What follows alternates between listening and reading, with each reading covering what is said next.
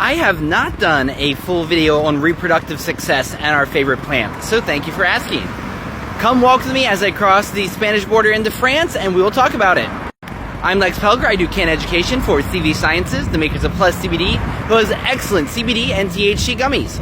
On the cannabinoids, ask me anything. So I have bad news and I have good news. The bad news is that there are hundreds of studies on this topic, and it's quite clear that there is a drag on reproductive success for both people involved in reproduction. The good news is that the effect isn't that strong, because whenever I mention this as one of the negatives, people are always like, well, I had babies and I use all the time. Well, hell, yeah. I happen to have 2 kids myself, and I haven't taken a tolerance break in 20 years. It happens. Overall, it doesn't seem like this is a huge drag on your reproductive success.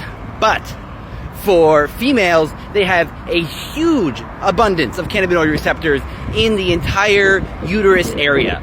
In fact, that is the highest concentration of CB1 receptors in an adult female is around the reproductive organs. And so it makes sense that the cannabinoids would change things there. So you probably have less implantation when you're using cannabis for females.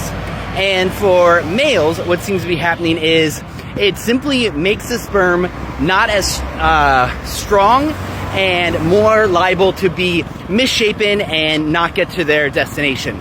I even saw a recent study talking about perhaps it supercharges the sperm where they swim too fast, too hard, and then burn themselves out and don't get to where they're trying to go.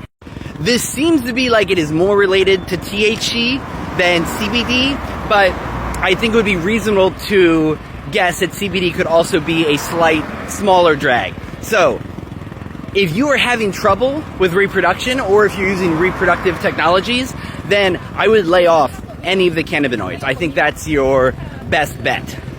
That being said, with everyone's endocannabinoid system being so different, I have a educated guess that for some people, especially women, CBD or THC might help fix what's going on in their hormones or their reproductive organs and lead to more success. So just like cannabinoids help some people sleep and wake other people up, I suspect that for reproduction, it might help some people and harm other people's reproductive success.